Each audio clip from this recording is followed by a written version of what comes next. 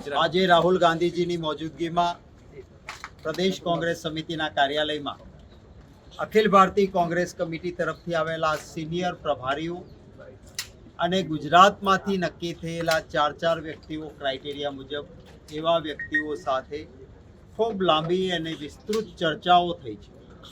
અખિલ ભારતીય કોંગ્રેસ કમિટીએ અમારા જિલ્લાના એકમોને સશક્ત કરવા માટે જે કમિટીએ ધારાધોરણો નક્કી કર્યા હતા એ મુજબ વધારે સશક્ત જિલ્લા કોંગ્રેસ સમિતિઓ બને, આત્મનિર્ભર પણ બને અને સાથોસાથ લોક કલ્યાણ માટે લડે. આ માટે ઉત્તમ નામો ત્યાં 3 દિવસનો કેમ્પ કરીને બહુ જ મોટા આગેવાનો રાષ્ટ્રીય કક્ષાના છે, આખા પ્રદેશના પ્રભારી રહ્યા હોય, સાંસદો હોય, રાજ્યોમાં કેબિનેટ મંત્રીઓ રહ્યા હોય, એવી એક વ્યક્તિઓ જિલ્લામાં સાથે 4 સ્ટેટના આગેવાનો સાથે જશે. એક સમયબદ્ધ કાર્યક્રમ નક્કી થયો છે.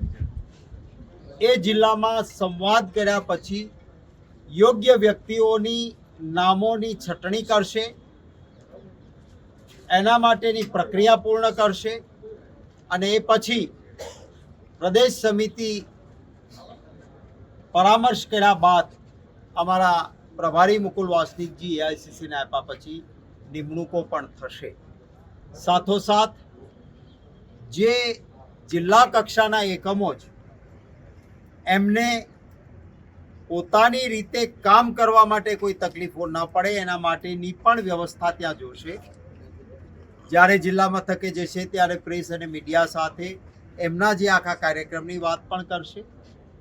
એટલે આ એક સરસ પ્રક્રિયા લોકશાહી ઢબે અમારા સંગઠનને સશક્ત બનાવવા માટેનો એક મહત્વના પ્રોજેક્ટનું લોન્ચિંગ એ ગુજરાતથી થઈ રહ્યું છે. આખા દેશમાં પછી આ લાગુ થશે.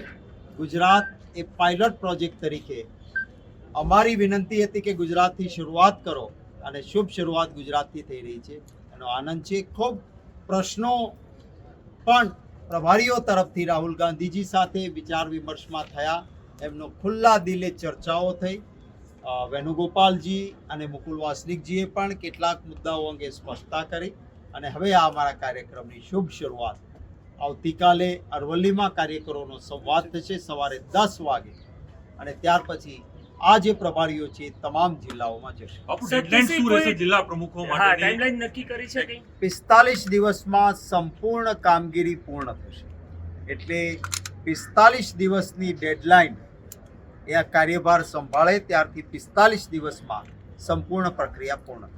સાહેબ, ક્રાઇટેરિયા નક્કી કરવામાં આવે છે. ધારો કે એક ક્રાઇટેરિયામાં એક કરતાં વધારે ઉમેદવાર કેપેબલ તમને મળે છે, તો એવા સંજોગોમાં શું? એવા સંજોગોમાં ત્યાં જ્યારે એક તો ઉમેદવારી કરવા વ્યક્તિને એક ફોર્મ આપવામાં આવશે, એમાં એમની વિગતો ભરાશે.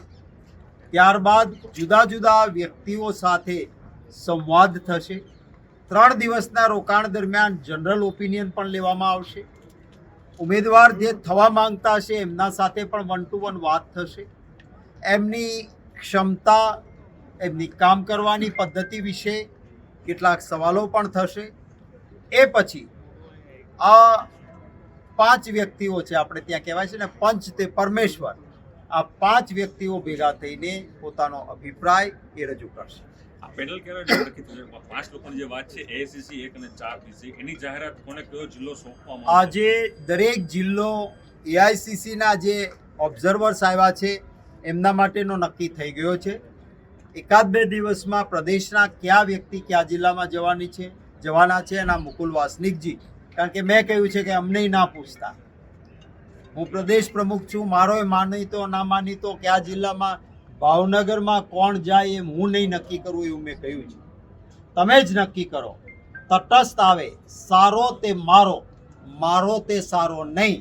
આ 5 વ્યક્તિ જઈને જિલ્લો એ કોંગ્રેસનો છે, શક્તિસિંહ ગોહિલનો કે કોઈ નેતાનો નથી, ત્યાંથી જે અભિપ્રાય આવે એ જ નક્કી કરો એવું કહ્યું છે. અને એટલા માટે કોણ પ્રભારી ક્યાં જશે એમાં પણ હું મારો અભિપ્રાય નહીં આપું. મુકુલ વાસનિકજી પોતાની રીતે નક્કી કરીને આ નામોની જાહેરાત 2-1 દિવસમાં. એક જિલ્લામાંથી કેટલા નામો આપી શકશે? એક જિલ્લામાંથી કેટલા નામો? એ કમિટી ઉપર આધારિત છે. એમને લાગે કે સક્ષમ 5 વ્યક્તિઓ છે, અહીં સક્ષમ 3 લાગે છે, અહીં 2 જ વ્યક્તિ સક્ષમ લાગે છે, તો એની પેનલ મોકલશે. અને ત્યારબાદ એક વ્યક્તિ પ્રદેશ પ્રમુખ બને, જેમ પ્રદેશમાં હોય તો હું પ્રદેશ પ્રમુખ બનાવ્યો હોય તો બીજા નેતાઓનો જગદીશભાઈ ઠાકોર CWCમાં મેમ્બર છે. તો એ જ રીતે દરેક જિલ્લામાંથી નામો આવ્યા બાદ કોઈ જિલ્લાના પ્રમુખ બનશે તો કોઈનો પ્રદેશમાં ઉપયોગ થશે તો કોઈનો જિલ્લાના હોદ્દેદારમાં ઉપયોગ થશે. સક્ષમ વ્યક્તિઓની શોધ થશે.